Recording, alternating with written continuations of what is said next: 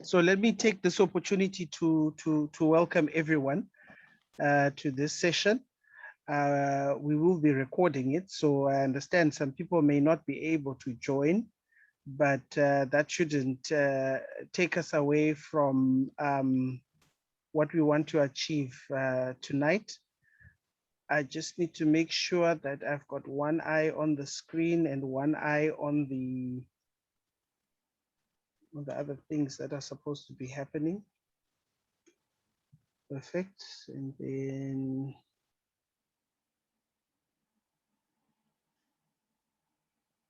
perfect. Okay. All right. What we also can do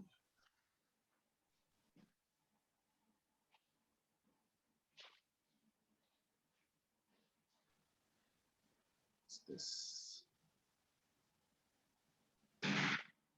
Okay, perfect. Okay, so it will let me know. All right. So on your screen, I need to admit all. Yeah. Okay.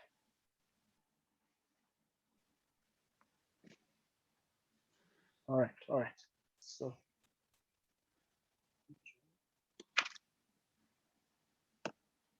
okay, so you should be able to see the slides right now. And I'm excited about this particular presentation because it talks to some of the experiences that happens, particularly with the dynamic of supervisors and the dynamic of those that are being supervised. And in an interesting way, I just thought we would flip the tables around because the majority of people who will be in attendance today are not necessarily people who are supervising, but there are people who are being supervised. And so, and so what I thought would be interesting is if we could give you tips on the type of work and the type of activities that supervisors go through in reading your work, number one, but number two, in being able to provide feedback. And what I want you to do, you may not necessarily be, some of you are master's students, some of you are PhD students, some of you are staff members in your various institutions across the continent. But what I want you to do as you work on different pieces of writing, to always be self-reflective. That's number one. But number two, to also be self-correcting by adopting practices that assist you as you write. And these are some of the things I do when I write to be able to correct myself so that I also see things from the other side. It's easy when you are reading your own work to only see things from one particular viewpoint, which is your viewpoint. And what we want you to do before you submit any piece of work, to be able to say, let me also see it from the other side. I get to read students' work, and you can see when somebody has submitted or is submitting work, how some of the work would not have been read. Sometimes people submit work which they've only looked at themselves at one reading, and then they just say, nope, let me send it to the supervisor to be able to read. And one of the things that I'll share with you right at the end there is how do we self-correct. I'm going to offer you 7 tips on how you can correct your work before you submit it to the supervisor, importantly, but also self-correct your work before you submit it to any form of panel that is going to be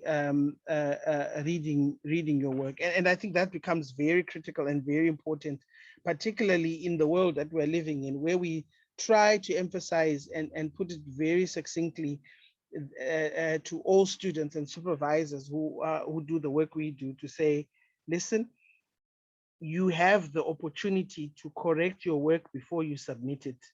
And one of the things that you need to do is assume that this work is going to be viewed by somebody else.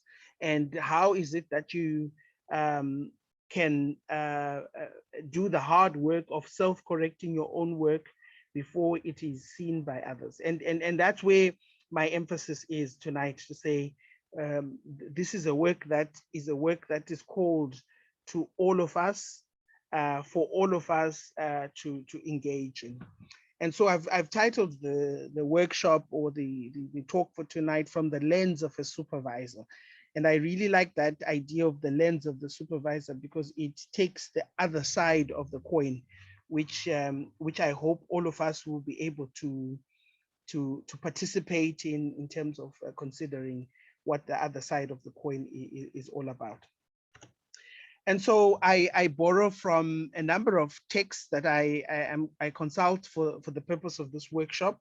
Some of these texts are old texts. I know some colleagues take exception when you cite old texts, but there are some old texts which I think are timeless and are able to assist in the work that we are doing, because these old texts point to us some tenets that are important in obviously helping us to become better. I think one is by Rugg and Petrie, which is called The Unwritten Rules of PhD Research. You can even remove the word PhD and put master's, honors, or even research in general. And these are rules around tips on writing, tips on improving our submissions that we make for the purpose of the audiences that we're writing towards. And we can also ask a question, which is, I think, is an important question that we must look at, which is focusing on exactly what is a supervisor and what is their role in terms of the work that they do. The supervisor, by definition, is a person who is directing or overseeing the work of a junior. Now, the word junior here can be used rather loosely, but rather there is a power dynamic inherent in the relationship between a supervisor and the one who's being supervised.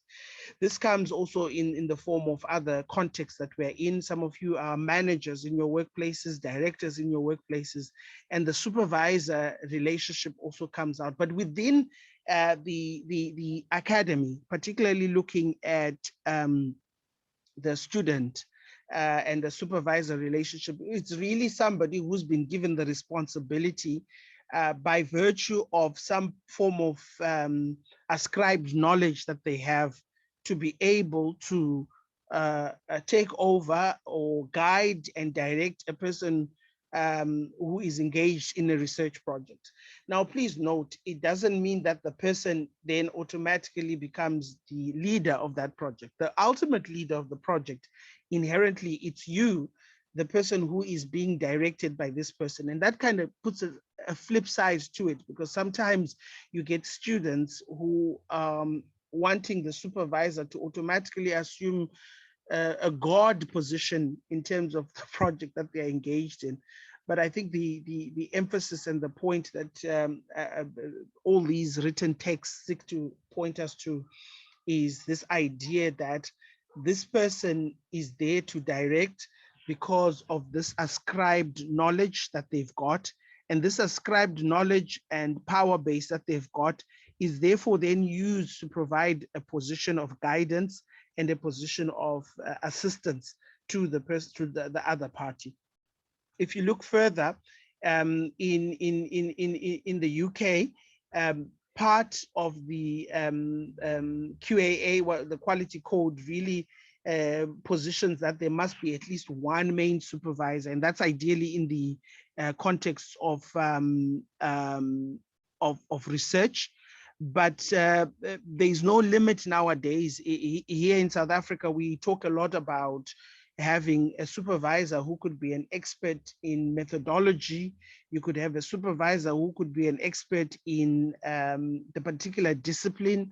You could have a supervisor who could be an expert in a particular technology which is being used on that particular project. So there's no limit to the number of supervisors that one can have. The basic idea that we want to bring home really is this idea that the person is there to provide some form of guidance. And this guidance becomes key because the envisaged role is a role of success, a role of people achieving whatever it is that they want to achieve as part of the process of the supervision. And so what one needs to know and one needs to capture in this is that the fundamentals of communication, the fundamentals of managing expectations are inevitable in featuring in this relationship between the supervisor and the student. And that will become evident as I share with you some examples. So remember, what are we trying to do tonight? I'm not trying to help you to become a supervisor. I am trying to show you the other side of what is the role of a supervisor and what a supervisor sees when they see your work. And ultimately, what I hope we can achieve is then to give you those secrets, if you like, that will then help you to impress your supervisors, and also provide some form of guidance so that you have a position from which you can actually say, well, I am better because I know what the supervisor is able to do or is looking for in the work that I am trying to achieve. We supervise because master's and doctoral studies require a greater degree of interdependence. It's not an exercise that happens alone. It's an exercise in which we expect you to interact with other people for the sake of the end result, which is obviously your success. We supervise because there's necessity for guidance, and that guidance is really a roadmap towards success. We supervise, and sometimes our colleagues who are taking a passage into the academy would need some form of direction in terms of mentoring and in terms of guidance into the areas that they can emphasize on. However, supervisors are some of the most busiest animals that you can ever come across, because in some cases, they are so few supervisors and there are so many students. So we have a situation where we have so many students chasing after so few supervisors. So supervisors are not always aware of your concerns and progress to the extent that you are. And what you will pick up, what happens mostly in circles of supervision, is that some students wait for direction from their supervisor. So there are two extremes. There's the student who waits for direction to say, can I now have permission to be able to do my literature review? Okay. And then you also get the other extreme where there are students who run ahead of the supervisor and ultimately end up going ahead of the project. And in some cases, I've seen people make mistakes, and then the process of trying to correct those mistakes becomes even difficult because some of these processes are fundamental, and for them to be corrected is really sometimes changing the whole nature of the project. So your enthusiasm and encouragement and organization encourages the supervisor. So you play a part. If you want to impress your supervisor, play a part in showing interest in the project. Don't wait to show interest in the project when you are prompted by the supervisor to say, okay, so where are we?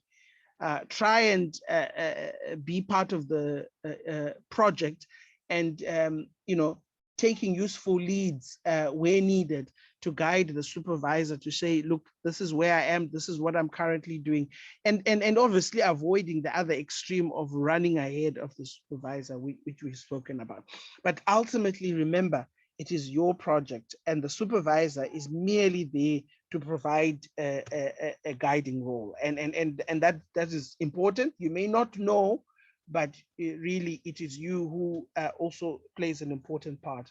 So the ideal supervisor, if there was a heaven where or even a hell, if you like, where a match is made between, or a mismatch is made between a supervisor and a student.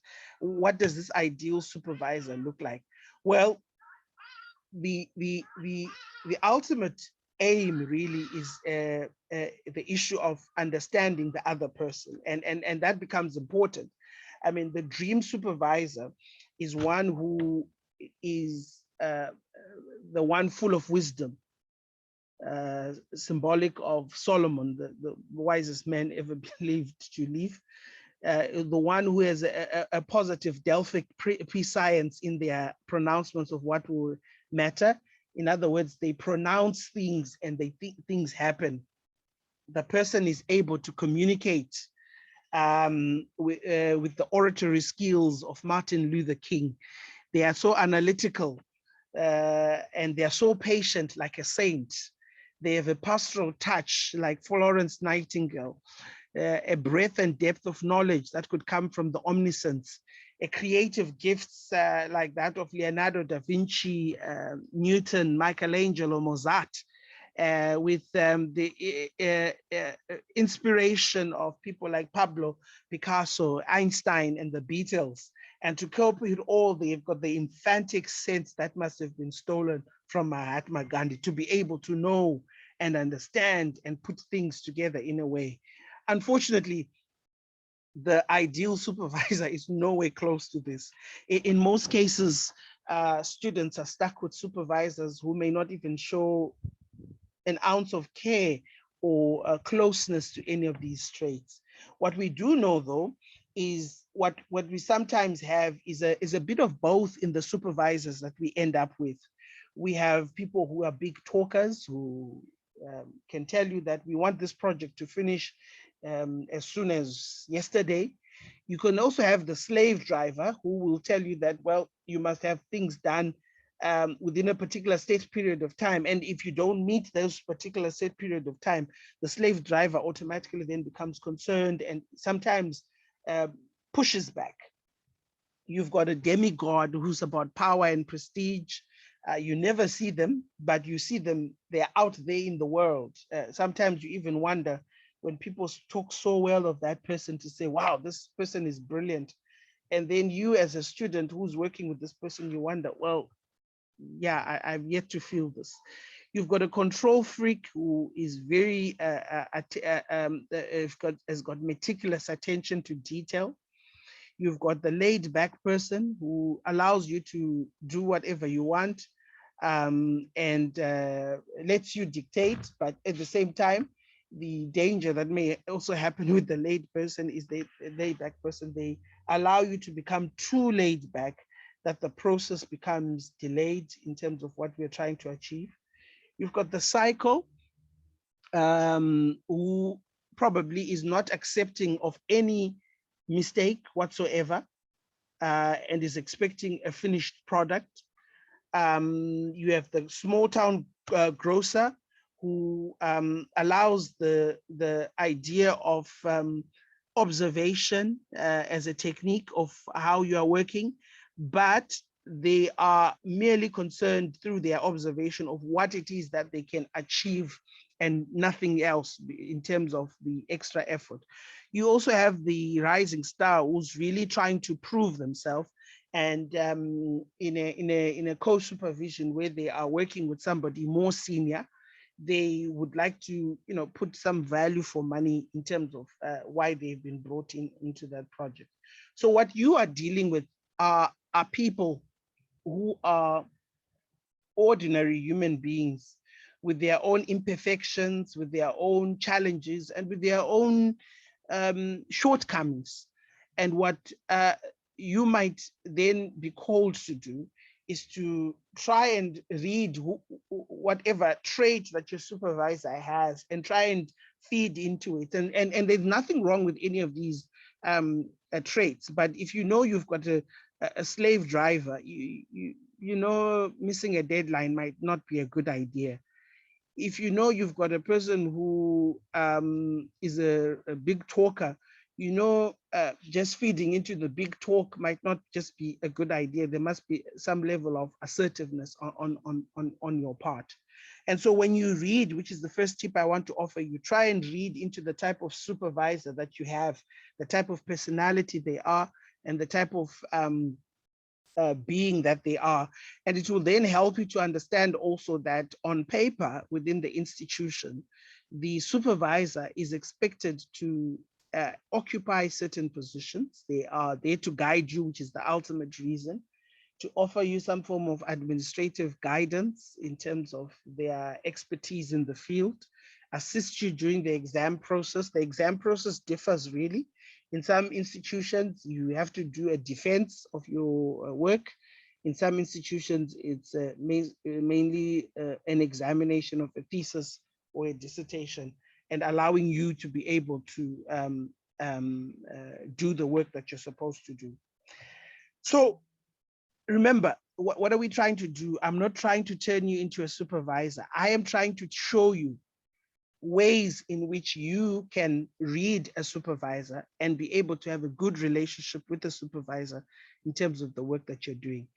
So there are some tips which we can give around the role of a supervisor and the kind of expectations that we have. We expect you to meet your supervisor with some form of schedule of what it is that needs to be achieved. And this simply means that assigning some form of structure in terms of an agenda to say we want to meet and this is why we want to meet. And it doesn't have to be a 2-hour meeting or something like that, but it must be have some form of structure. And some universities are actually making this mandatory where there's need for some record keeping. I know in some institutions, supervisors now sign agreements with students so that they are protected, also they protect the student. So being accessible to the student becomes an important priority. How do you become accessible to the student? Well, in the COVID times that we're living in, being accessible simply means also, reading the student's work, giving guidance where possible. But however, number 5 then becomes critical. Expect some form of criticism, constructive criticism. I think the rule of thumb here is mark the ball, not the man. And so to say a student, you are stupid, for instance, would really be out of the way. But to say something like, this argument does not make sense. So one of the things you must be able to do is to develop some form of skin in responding to the idea that somebody will not always see your ideas as grand and noble as they are. Someone will always have a contrary view and a contrarian view to whatever it is that you're presenting to them. So allow for the space for criticism. I have seen students who, when they are given criticism, they wallow, they run away, they literally do not want to be part of the process of supervision. And they take it personally to say, how can this old man write, or how can this woman write the following? And sometimes it denigrates into racial epithets like, or this white person, or this black person, or this foreigner, or this whatever, and allow yourself to be able to say, there is guidance that I'm being given. So let me allow the process of constructive criticism. The idea of reasonable time becomes important. Well, how much is reasonable time in terms of the feedback?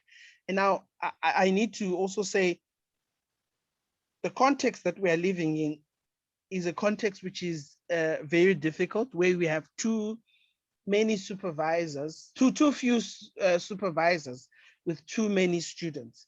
So this is something that, at least reasonably, if your supervisor does not provide feedback on time, just nudge to say, just follow up. You can't send work at 10 today and by 2 o'clock you are expecting feedback to the supervisor.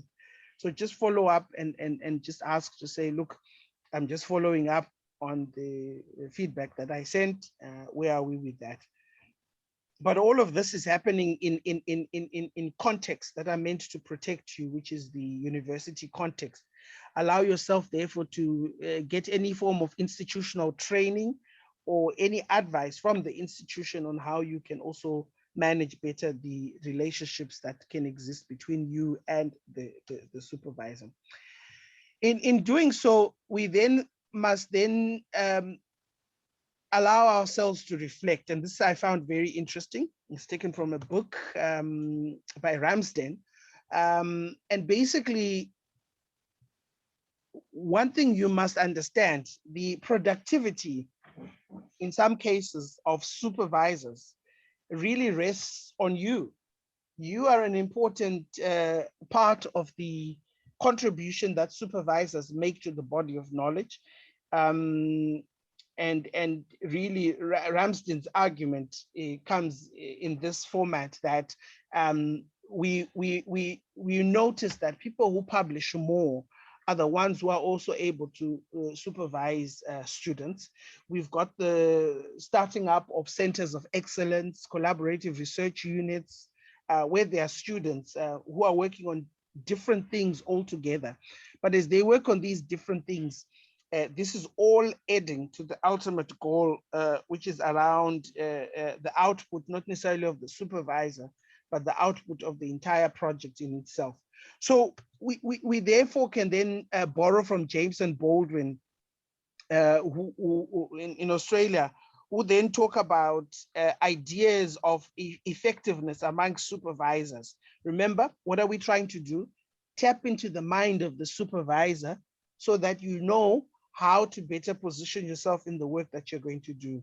So ensure that there's partnership, get to know the students, establish reasonable agreed expectations, which are sometimes needing to be negotiated and not always set in stone, but to also hear what the student, what works for the student or what does not work for the student.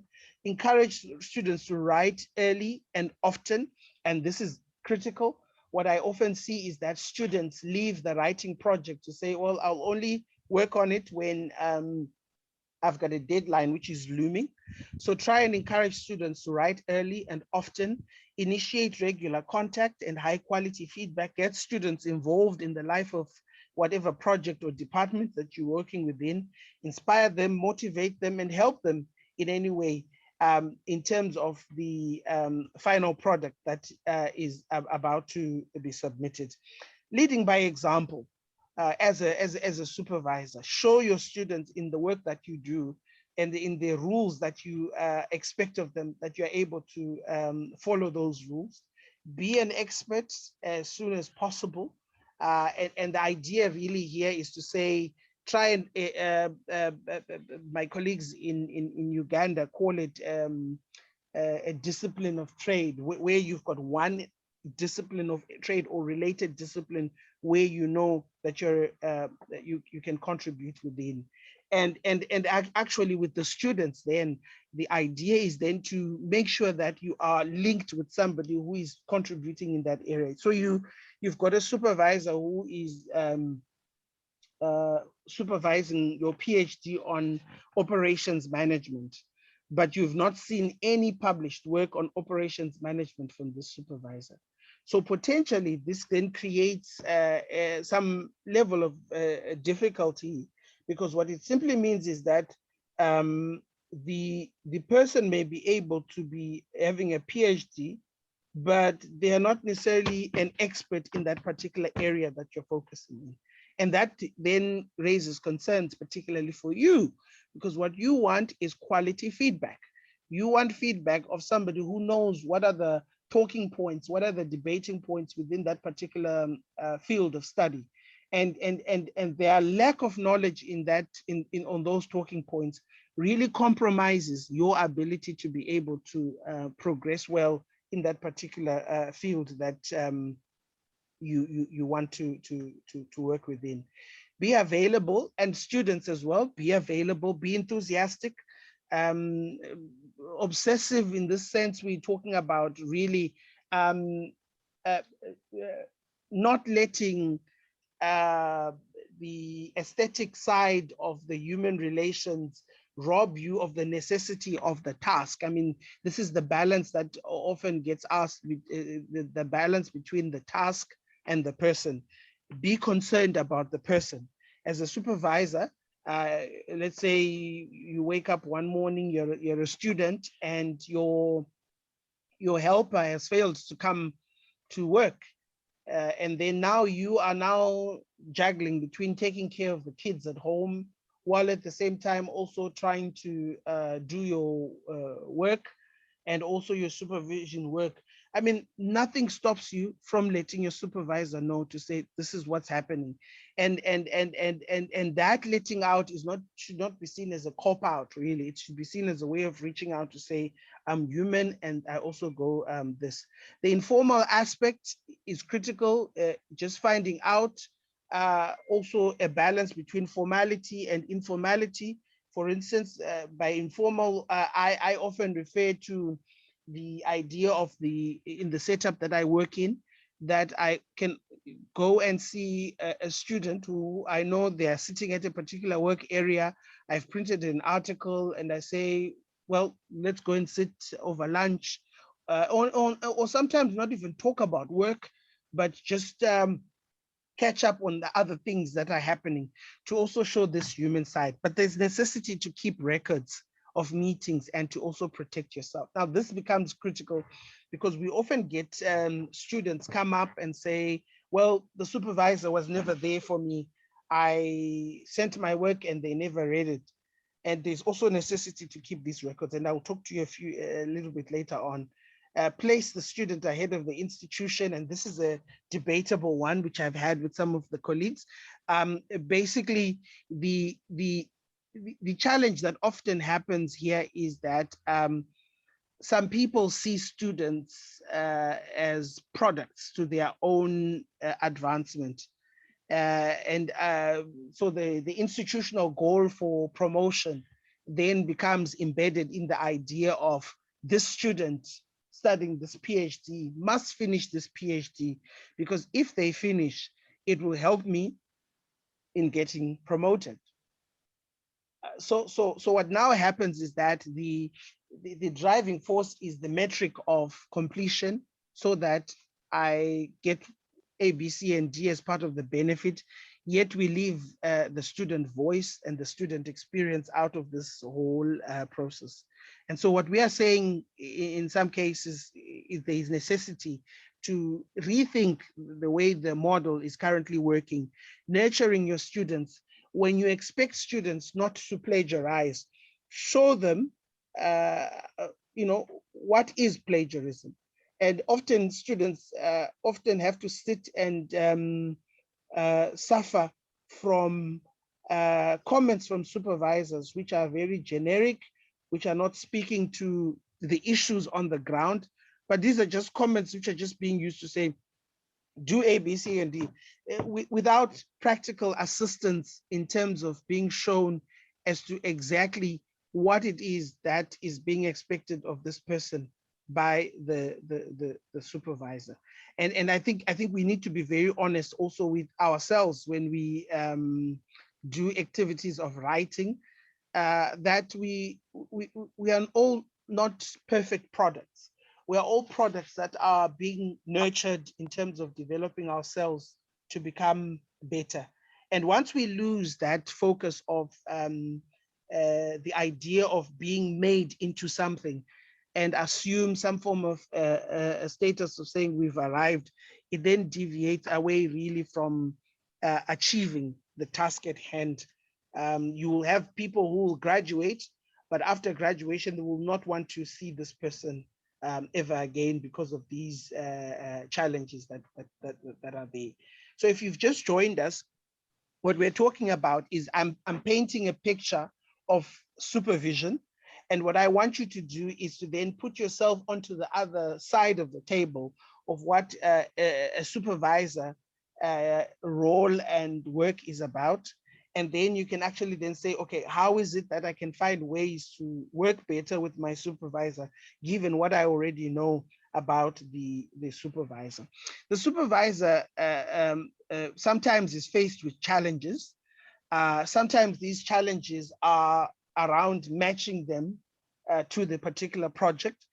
And I think it's becoming common where we have supervisors who may not have expertise in a particular topic, but are supervising a student in that topic just because they have got a PhD or are a professor. And that is also creating some form of tension in terms of interest. The supervisor also has the challenge of your commitment to the project, your preparedness and your seriousness. Now, the preparedness for me is the interesting part. I've got some wonderful set of students who I've taken on a 2-week course on proposal writing from the Midland State University in Zimbabwe. And when I see the interest that they have in terms of the project itself at the start of it, you can see they may not be adequately prepared as to the journey ahead of them, but they are thinking ahead in terms of some of the challenges that they envisage around the sections of the proposal, and that's always nice to see. However, as the time goes by, okay, the issues that students face in relation to the project differ as per the stages that they are in. So at the start, it's really a way of impression and trying to get to work. Somewhere they've defended the proposal. It's now other issues. I have to do the literature review, and there are challenges around getting that done. And somewhere when it comes to the actual data collection, it's an exciting phase because they are now starting to see the ideas of which they want to play around with coming into action. And somewhere when they're now starting to do the write-up, so one of the issues that supervisors will have to contend with you is your commitment. Now, there's nothing wrong with going through different episodes of withdrawal sometimes and seriousness, lack of seriousness. I think what one needs to do is to find some form of coping mechanism to respond to each of those phases. So I will give you an example with my own writing experiences. I've been shelving the idea of writing a book about, let's say, township entrepreneurs, which is the current project I'm working on in Mdantsane. And one of the things I realized is that every year in the past 5 years, the idea would just start and never materialize. And so what I then did was I actually went and approached the publisher. And I said to the publisher, I'm interested in writing this. Can we find a way that we can work together? And the publisher then said, okay, brilliant publisher for that matter, said, okay, this is how we're going to do it. And they are putting pressure on me. And I'm finding that the more that the publisher is putting pressure on me, the more I am actually committing myself more to the project. And that in a strange way, that is just another way of seeing the role of your supervisor. Someone said the supervisor is like that one person who's going to make sure that after you've gone out and you've danced the night away, you make it home safe. And maybe that's one way of looking at it, but the supervisor is concerned about your commitment to the project, because life happens as you are committed to the project. And as life happens, sometimes you get married, sometimes you go through a divorce, as some people go through. Sometimes you go through challenges of kids, raising kids. And as all of that happens, this presses on the level of commitment that one has towards a particular project. Hypothesis not found to be correct. This usually happens at the end of the project, where a student comes and says, but my hypothesis were not supported. Well, the answer to this is a no finding or a no support to the hypothesis is a finding in itself. So sometimes we have to encourage students to be able to realize that as part of the journey, they must also be cognizant of the experience that comes with the supervisor to assist with some of the fears and the panics that happens as part of the project. So let's pick some here. absence of resources and financial support. I think this is a big, big issue, where a student may start off first year PhDs. We've got quite a number starting in our institution. And then the next minute they say, oh no, I don't have money for my second year or my third year of the project. And so one of the things that you must also relate to a supervisor, not saying that you want funding from the supervisor, is to indicate to the supervisor that you've got these challenges. And if the supervisor is aware of any funding that's currently available, to offer recommendation of where this funding can be sought. And I think we work in a South African system where a number of funders are available through government, SETAs, and even private donors. And that offers interesting angles through which students also can work with. The challenge of low proficiency in students' writing ability. I've got a couple of classes which I've put on my YouTube channel where we address aspects related to writing, but that's also the challenges that supervisors will have to go through, helping students to develop work plans, which are tangible plans of what to do. In some cases, I see some students stick to the plans, other students struggle. But the idea of work plans really is to say, for the month of May, what are we doing?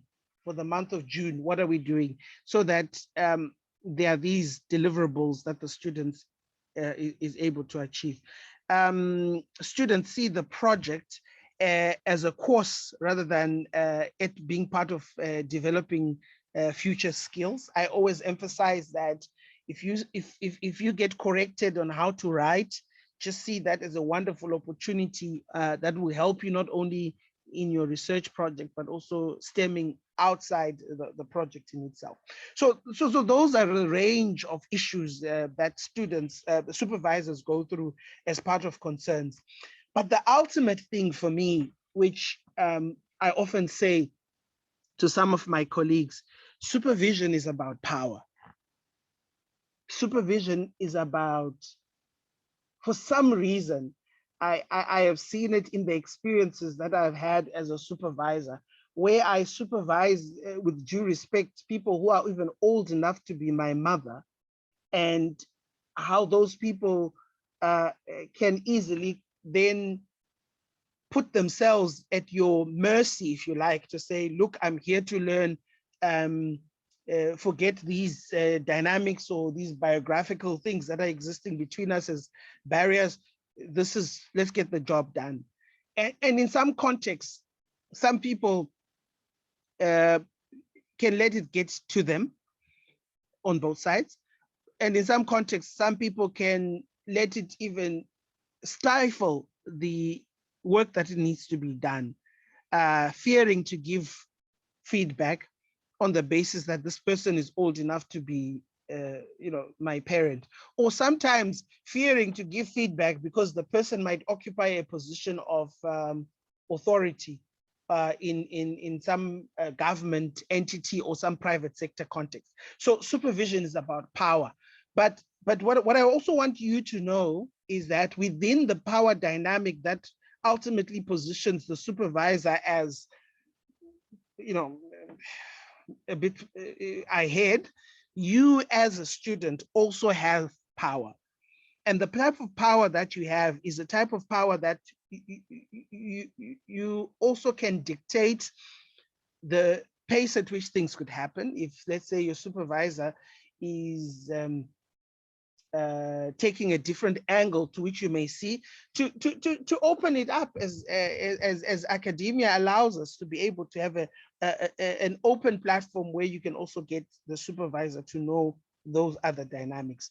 The supervisor, therefore, supervisor-student relationship is then embedded in a power dynamic with these dimensions. And these are dimensions of things that then you need to work on. So now I'm talking to you as a student. Let's start with the social dimension. Do not isolate yourself. Do not hide away. Some people register, and then once they register, they disappear. and then they reappear the following year when they have to register again. So there's the challenge of social isolation.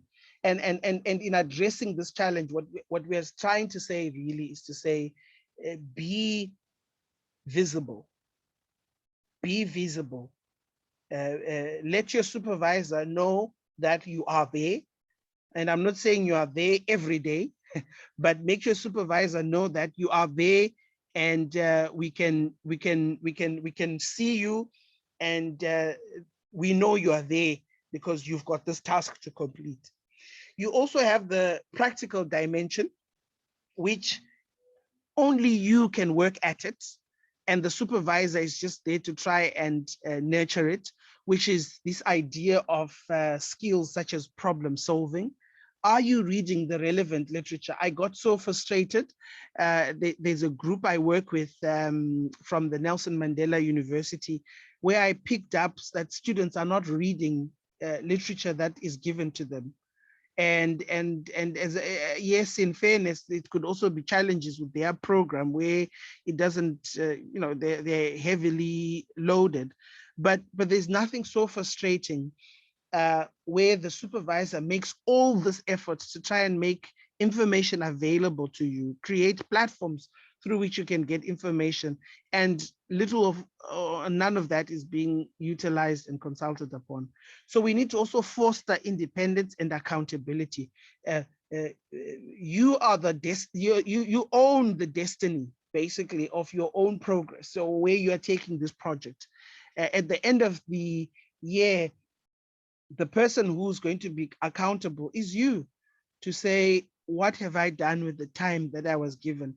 I say this also to those that are writing, that there's necessity for you to realize this accountability comes in. We spend lots of time, lots of hours sitting in isolation, writing. And so the point of it all must have some form of a benefit to not only to yourself, but to the wider community.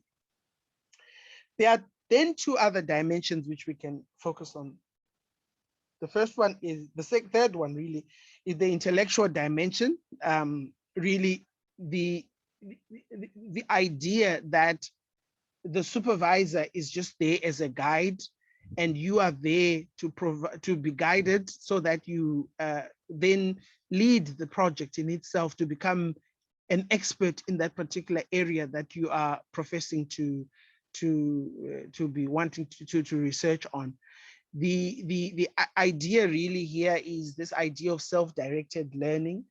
How much time are you spending on the project? Or are you spending time only when the supervisor hints towards work is due? Encouraging dialogue, letting the supervisor know that, listen, I am here. Can we have a discussion around this? Or can we focus priority on A, B, C, and D? You know, the type of intellectual work needed in trying to encourage collaboration and interaction and engagement between one party and the other. And this can only happen when you are involved in the project. This can only happen when you have taken ownership to the work that is happening and can then say, look, I'm not just going to be a backbencher. I'm going to take a lead in terms of what's happening in terms of the project. Then finally, the personal dimension, which is then looking at to say, which is the inspiration really to say, okay, we've got this article that we want to publish. It has benefit for me and my collaborating team and everyone I'm working with.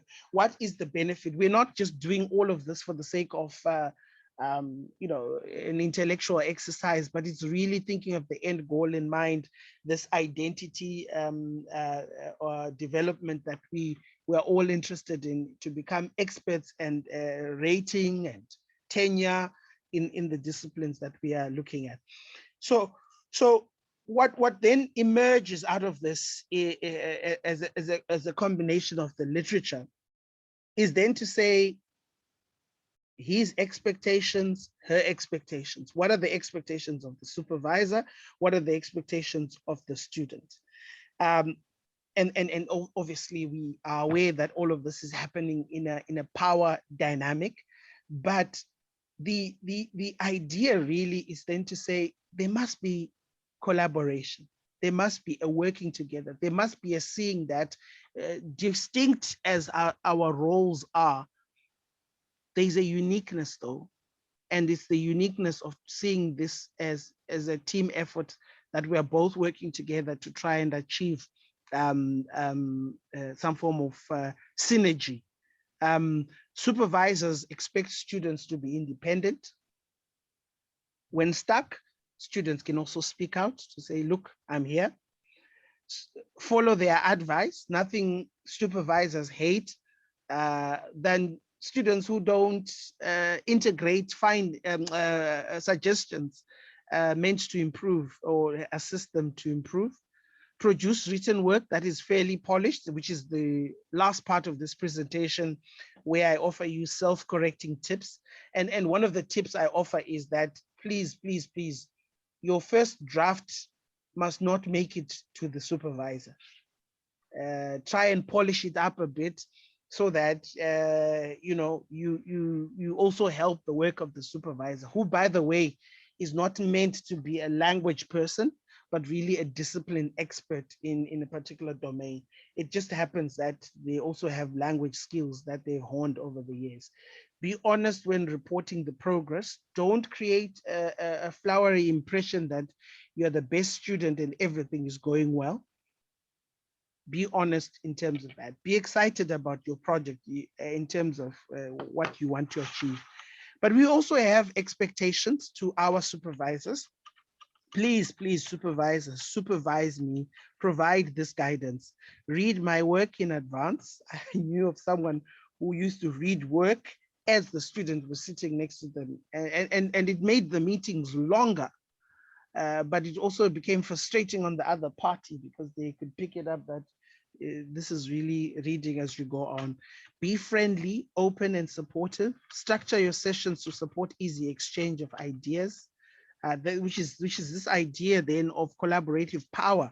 See each other as synergy, working together to achieve a common goal. Have good knowledge of research area, have sufficient interest in the research, and similar to the one about be excited about the research, be sufficiently involved in the success, and help if the person is also interested in academia, some form of career pathing at the end.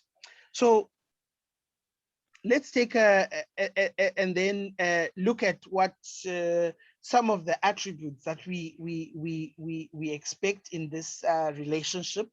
And some of these will come out when we talk about self-correcting tips. If you like, within the supervisor relationship, there are two types of things that are there. There are technical skills and attributes that we expect you to know, APA referencing, but there are also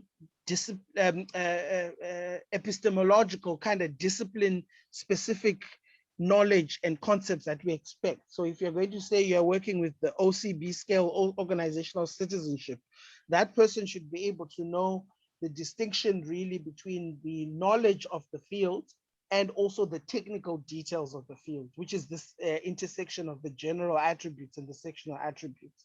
So sometimes sectional attributes consist of things like a method of analysis. I'm going to use structural equation modeling.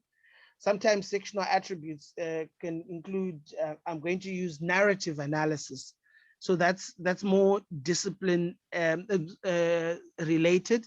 But there's also the general issues around in the writing part. And then I want to show you this, particularly as we dovetail into my journey of the PhD. Now, I've written an article published in the Mail and Guardian called The PhD, Don't Fake It, Just Be It. So you're welcome to read that. But I had 3 supervisors for some strange reason.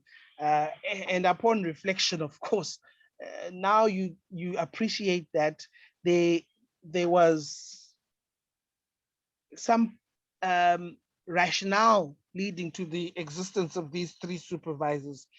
At one stage, there was one supervisor who was new to supervision, particularly doctoral studies. And as they were supervising. The challenge that was happening here is that they probably um, were learning through the process. You also had another supervisor, which is the supervisor in the middle, who was more a supervisor who was an expert in the discipline or the method I was going to use, which is qualitative research. And you also had a supervisor who had more experience in terms of their supervision experience in academia, and their knowledge really was within the realm of organizational behavior. Now, what made this process then easy was then that you had a rich table of people to give you feedback. What made this process difficult was that each of the participants had um, different ways in approaching certain things. And it simply meant that the feedback session would ultimately then, you had lots of changes that you had to deal with. And these changes had to do with comments which are sometimes complimenting, but also dealing with comments that were also contradicting. And what you didn't want to do is to create an impression that one supervisor therefore occupied a more superior position than the other, or to embarrass one supervisor in a 3-year relationship, that in a foreign country for that matter, that you ultimately wanted to survive and come out with the PhD. So the advice I often offer students is to say, as you seek for a supervisor, try and find a match, a person who fits the profile of the work that you're doing in terms of the expertise or the method that you want to work with, or the technology that you're working with. I think the technology part applies a lot to our friends in the domain of the natural sciences, who need to be with supervisors who are experts in particular or using certain technologies as part of the work that they do. So the match is critical. Maybe you're planning on studying next year. You've got an opportunity to then read around particular supervisors to see which one you can easily work with in view of what you are trying to achieve. Students, some institutions nowadays are asking students and supervisors to sign contracts or terms of agreements. And I know very well this creates some form of emotion around its role and its emphasis. So you've got people who say this must be signed, and there are people who somewhat refuse to sign it. I'm actually finding, even though for my PhD, I never had to sign one, I kept notes and minutes of meetings and stuff. But I think given relationship challenges that happens between students and supervisors, it's also imperative that we allow ourselves the room to protect both parties and seek whatever it is that you see in that contract as deemed as helping that relationship. So it would help with things like, as a student, I expect the supervisor to take between 2 to 3 weeks to return my work. As a supervisor, I expect the students to do the following. And once those are agreed, it actually helps in terms of managing the perspective or the idea of conflict eventually. What we need to do also is to manage expectations. A friend of mine at a university in Johannesburg was telling me how students come to his unit and say, listen, I want to do a PhD, but I want to do a PhD in the shortest possible time. So please help me. How long does it take to do a PhD with your institution? And so what we sometimes need to do is to manage such expectations, that sometimes we as students can see the processes going so quickly and so easily to our benefit, but it's not always the case. That sometimes the process can be marred with challenge. Sometimes the process can be marred with the things that happen on the journey that ultimately affect the progress of the work that we want to do. So maybe an exercise could be to say to yourself, What is it that you think the supervisor expects of you? What is it that you expect from the supervisor? Details around when do we meet, how do we meet, the frequency of the meeting. Those things just help in terms of managing the uncertain things that may happen as part of the student supervisor relationship. But there's necessity, which is common in all of this, to be proactive, to take things and matters in also your hands, to read when you're expected to read, to not always expect your supervisor to be the one that is saying, oh, there's this new article that has been written on this area, but to also take the initiative of saying to your supervisor, well, I found this article. Now, in my travelings on the African continent and doing some of these workshops in Uganda, Zambia, Tanzania, Zimbabwe, one of the things I've picked up, which is common in most of these countries, is the saying which we've put there. Literally translated, it means the child that does not cry will die on the mother's back. If you like, or even on the father's back. But the idea basically is that be proactive. And part of being proactive, we're not saying be aggressive. We're saying do not expect the supervisor to do the work that you are to do as a student. And then equally, where there is work of guidance that is needed by the supervisor, consult the supervisor to say, I need your guidance on A, B, C, and D. So keep ahead with the literature. Sometimes download special call for papers. These are useful platforms to understand what is going on in the field. Join these platforms, which are called listservs or special interest groups, because they constantly keep you updated as to the recent developments. Unfortunately, ladies and gentlemen, conflict is a part of any relationship. And in the case of the supervisor-student relationship, conflict is inherent. Sometimes conflict happens because of pressure. Sometimes conflict happens because of expectations. Sometimes conflict happens because people are not aware of what the expectations are of the other person. So prepare for conflict. It is inevitable, but find ways to manage the conflict. Keep a trail of evidence. Try not to burn bridges. It's a very small world that we live in the academy. People know people, but really where challenges happen, there are platforms of mediation that are there. And finally, I would always say, enjoy the experience.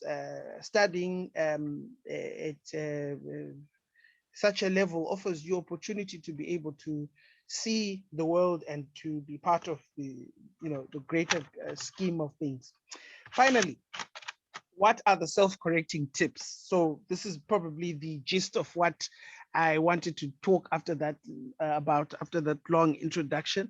So what I'm going to give you are 7 self-correcting tips that are meant to help you as you work on your thesis, your treatise, your dissertation, your paper, or whatever it is that you're working on in a collaborative project. You may have got your PhD, but you're a professor, you want to improve your writing. What are some of the tips that we can know about how we can self-correct? Well, let's first discuss the issue of self-correcting. So Psychology 101 would teach you about the work of Pavlov, the famous experiment known as Pavlov and his dog. Basically, Pavlov had a dog, and he always used to give his dog a bone. So every time he would give the bone to the dog, he always found that the dog would respond when it receives the bone and there's the ringing of the bell. And you would find that whenever he rang the bell without the bone, the dog would not respond. So ultimately, over time, repeating the same habits and behaviors constantly and consistently, he would ring the bell, and he observed that the dog started salivating by the ringing of the bell, yet there was no bone to be given. to the dog. And so this then led to his work on the idea of classical operant conditioning and the implication of his work. What does it mean in terms of our talk tonight? Well, there are three things. The first of those things is that the work of Pavlov and the dog really tells us some things. The first thing it tells us is that fear, love, hatred towards certain subjects really is created through the idea of conditioning. Now, some of us hate mathematics right now, but our hatred for mathematics is actuated by probably an experience that you had when you were with a mathematics teacher in high school. And so what happens next is then you then hate mathematics because of this experience that this teacher created. This teacher made mathematics so difficult that even now, when somebody mentions numbers, it becomes very difficult for you to you just switch off, you just freeze, as some people say. So remember, whatever it is that you fear about research or writing, academic writing, will not go away unless you address the source of that fear. It could be that you fear writing because you've never been exposed that much to it. And so what you want to do is be part of a process of saying, listen, I'm going to try and find ways of addressing whatever fears I've got. I'm going to try and find ways of addressing whatever concerns I've got. And in so addressing, I am now addressing or coming to the level of this work of Pavlov and the dog, really by then putting yourself in a position where you are able to address these concerns, but also find ways of moving forward. So good experiences by supervisors have the potential to impact students to go forward, to work harder. And it says a lot to me as a person who supervises, but it also says a lot to you to say, if I am to expect some form of, and I know some will argue this is too idealistic, but the idea really, for me, as I try to see it, is that supervisors love students who are up to date with the work, students who do the work, who meet the submissions, who are engaged and who are critical in the work that they are doing. So those good experiences can actuate into some form of behavioral pattern that we can talk about. Finally, never negate the role of both positive and negative experiences to supervision. Sometimes negative experiences happen. I've got a friend of mine, and I know she's here, who we've been working together. We had a little tiff on a writing project where assumptions were made here and there. And what I found very appealing about, she confronted me about something I didn't do well as part of a writing experience that we were having. And I equally responded, but I also thanked her for the fact that we could be frank and honest and talk about certain things around the experience of writing. That right now, I actually find it comfortable working with her because she's very honest, but at the same time, even if I were to give her feedback, she equally receives it, and I also receive the feedback that they give. So that negative experience in our writing escapade has allowed us to be able to now work together in a positive sense. And I find that to be quite helping in terms of improving the ideas of writing. So what are the self-correcting tips that we can share? Here we go. There are actually 7. Number 1, don't submit the first draft to your supervisor. And by the first draft, I mean the first one that you have written, and say, yeah, I've written this, I've not even corrected it. I'm just going to send it to the supervisor. Don't submit it to your supervisor yet until you've done a few of the tips that we're going to talk about today. What are some of the tips that we're going to talk about? Well, own the work. Don't assume the supervisor will correct or understand. I sometimes get work from students. Sometimes the work is not complete. So the student writes and says, the work is not yet complete, Prof, but I just want you to tell me if I'm in the right direction. Well, I have how many other, I've got 7 other PhD students, about 4 master students, 3 honors students, a postdoc to be working with. I don't think I'm going to be able to be looking at work and then come back and say, okay, I've looked at it. Yeah, you're in the right direction. So ideally, by not submitting your first draft, you're allowing yourself to be able to say, okay, what can I do? I finished this draft. I want to make sure that I have some form of control over some of the processes that are about to happen. So number one, am I owning the work here? Am I making some assumptions that my supervisor is just going to understand and correct the work that I'm doing? Or am I not supposed to be more intentional and deliberate in the work that I'm doing? So own your work. And I say this to students, that if you submit to me work where there's your document is got lots of mistakes that you are aware of, that you even declare in the email to say, excuse the spacing issues in the document, excuse the, it really paints a bad picture, number one, but also it really shows me in a way that the idea of ownership really is not really being taken seriously. Number three,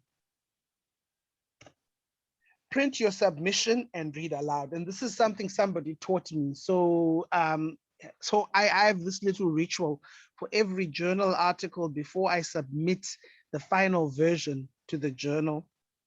After it's come back from the language editor and all the other preliminaries have been done, I literally print the manuscript or the chapter, whatever it is, and I read it aloud. I literally walk around the office with a highlighter. And as I'm reading aloud, I'm allowing myself to say, does this make sense? Does this make sense? Am I following through my own logic of writing? And you'll be amazed at how it's actually helping. And this is something that somebody has confirmed to me, that sometimes when we write on the screen, we don't see our errors and the mistakes that we make. But if we print out something and read it, those who are environmentalists then would then say, oh, why are we printing? Unfortunately, it works for some people, but also dual screen. Sometimes some people have dual screen and they allow the to be able to see it on a bigger screen. The idea really is that allow yourself to be able to see the work that you're about to submit in another format outside your laptop or your screen in front of you. Sometimes if you've got collaborative projects, we've got a collaborative project that we've started at Forte, and you've got 4 master's students, 2 PhD students. This is something that we trying to get them to do, where they can also read each other's work, because by reading each other's work, you're able to see the errors of the other. And when you see the error of the other, you're then able to also correct, self-correct, but also provide correction to other people. Now, at first, when I tried this with some of my honors students about 3 years ago. There were 3 of them. And so at the end of their submission, where they now had their honors treatise, which is about to be sent to the examiner, we printed it out, and I gave each one the others work over a weekend period, and say to them, look, over the weekend, go and read the work of the other person And when you've read the work of the other person, make corrections. You are the supervisor for the day. And at first it was daunting because some of these people that they're making corrections of are their own friends, but they actually found it interesting and therapeutic in the sense that they could be able to then say to the other person, oh man, I also make the same mistake about APA referencing. The journal article name, the journal title is the one which is in italic. And look at me, I've actually, so part of the transfer of learning there is actually allowing them to be able to assist each other in the level of correction. Now, here's an interesting one. Number 5, play dumb as you read your work. What this simply means is assume that you are not the professor or the PhD student or the master's student or the practitioner that you are. Just read your work, play dumb. So you'll find that as you play dumb to say, okay, so my work gets picked up by somebody who doesn't know what cyber infrastructure is there a way I could integrate certain things in the paper that makes it friendly to people who may not understand concepts and terms that I'm researching? So as you play dumb, what you're doing is that you're not lessening yourself, but you're actually trying to say, from a readability point of view, can I not make this slightly easier for myself to be able to read the work? Another tip somebody gave me is play expert, which is the converse. Instead of playing dumb, imagine you're being interviewed by the media that we now cross over to Pretoria and we've got TD with us. TD, what do you think are the challenges that are affecting informal sector owners or operators in the South African economy? And then what you then do is that you don't want to appear dumb. So you also don't want to appear like you are talking pie in the sky. So what that does is then allows you to switch roles easily to say, okay, I must also be coherent. I must get my message out. I must also not create some form of a lack of understanding. I'll give you 2 examples. I was watching ENCA today, and this gentleman was being asked about ways in which people can protect themselves. I think there was an incident at Virgin Active or Virgin Active Online, ways in which people can protect themselves from the dangers of cyber or from cyber criminals. And then one of his solutions was the use of a VPN.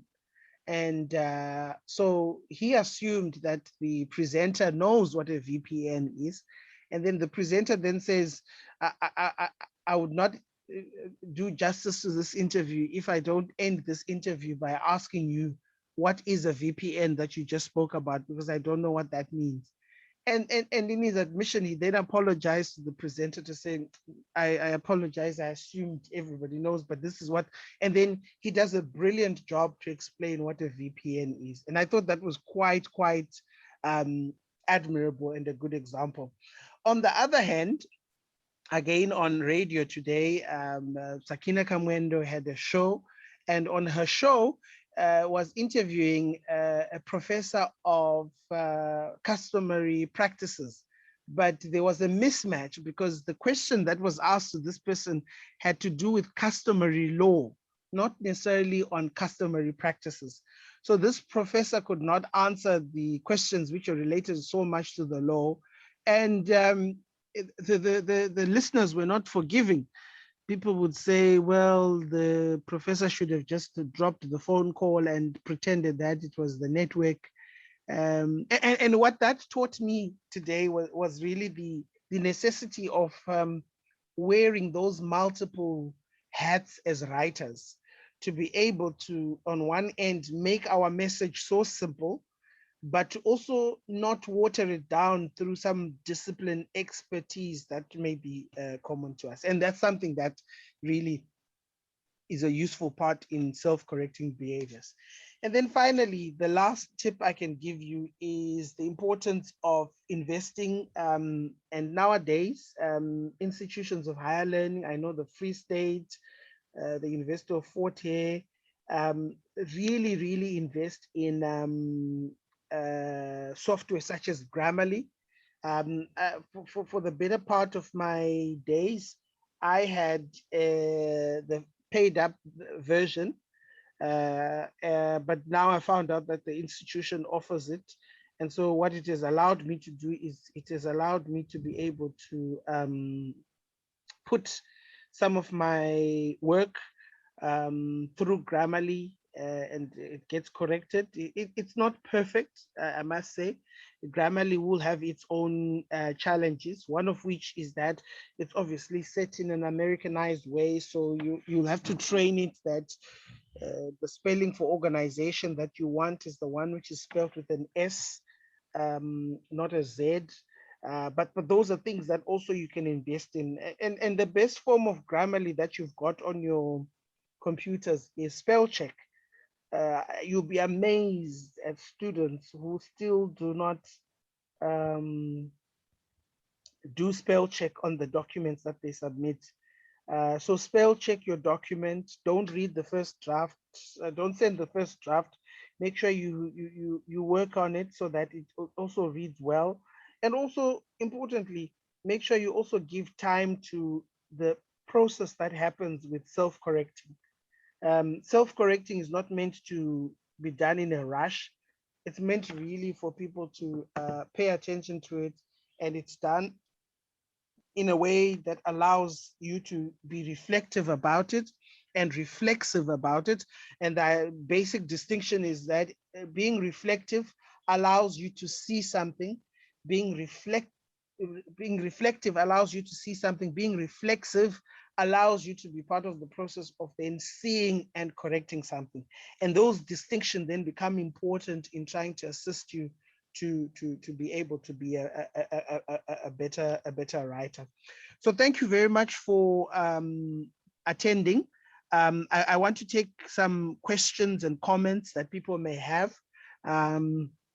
Athanasius has written to me and said, how do you manage supervisors who are pulling in different directions regard the direction you should take on your research? So yeah, that's a very practical issue. And one of the things that such a situation reveals is that conflict is definitely by the coming your way, where sometimes you'll get even people who will say, look, I don't want to be part of this because of these disagreements and tiffs that exist. I think part and parcel of the work that we do as academics is to allow ourselves to be corrected and to be part of a position that says there are other ways of doing things which might be different to what I know. And I think it's a very dangerous thing for somebody to correct you without giving you reasons to do so. I had a meeting with one of my new PhD students who is working on an exciting project on looking at dynamic capabilities within family business structures. And as they are working on that project, so they wanted to do a qualitative study to study cognitive processes that go through decision-making processes in family businesses. And so 2 ways I could have responded to the student to say, well, as your supervisor, I'm telling you, don't take this angle of approach. The second way of approaching it is to say, as supervisor, and the guidance I want to give is that you are measuring cognitive processes, but you are using subjective means of data elicitation. And as a result, what is cognitive is inside the mind of a person. And it's not always known that easily because there are always schemas and barriers that stops us to know what is inside the mind of a person. So aren't you literally shortchanging yourself by adopting a means of inquiry that does not fully engage with the innate processes that you're trying to understand, and with evidence and with some form of written support to some of the arguments that I'm making. And those are the type of things that we want you to be engaged in, not to just take what supervisors say because of the power dynamic, but to also put to the test some of these ideas that supervisors may put to the table and question them, not as a questioning of arrogance, but as a questioning of seeking to say, I want to improve, please help me, show me, how is it that I can better understand that which I'm working at. Do we have any other comments or questions before we call it a night?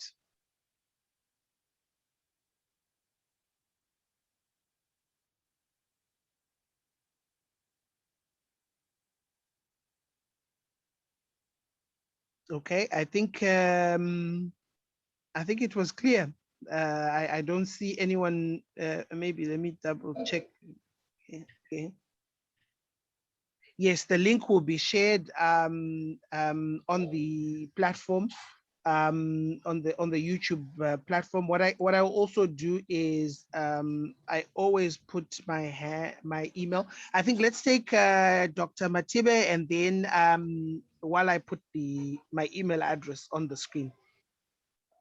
Okay. Thank you, Prof, for a wonderful presentation. I just want to ask, though, as to students have a choice of choosing the supervisors that they want, but then how do you deal with, as a, let's say you are a young supervisor trying to find your feet in academia, then you co-supervise with this aspect. So how do you deal with a rude supervisor that and you're not like that, and you called us those who are trying the shining stars, so you are one of the shining stars and you working closely with the supervisor that is so rude to students? How do you deal with that as a core supervisor?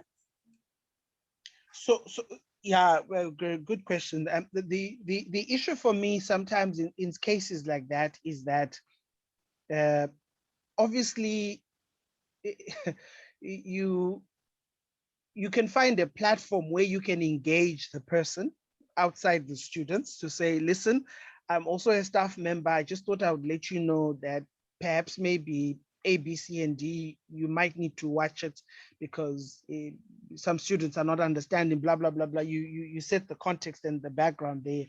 A common thing that also happens is some supervisors, senior supervisors, if you like, would say to a junior supervisor, so that we don't create an impression of contradiction, or if there's contradiction, that we first sort it out between ourselves. They would say, well, one of us reads the work first and they send it to the other person. And then that other person then incorporates their changes, and then those changes then get sent to the student. Now, for some people, that's easy because it allows the debate to first happen between the supervisors before it then trickles into the student. I mean, imagine the two supervisors are literally fighting in front of the student. But on matters of etiquette, like being rude to students, I think the platform really is to then say, I may be a rising star, or I may not have the prominence that you have, but maybe you need to be careful how you are approaching this. And part of the process of mediation that happens as part of conflict is not necessarily between the student and the supervisor. Sometimes conflict can even happen between supervisors. So I often think the answer to that is really to say, if you feel the person's behavior and attitude is being counterproductive, I think owe it to yourself as a staff member, for your own mental health as well, to say, look, I thought I would address this and maybe see it in this way. And if it breaks down and the person doesn't see it that well, it's unfortunate.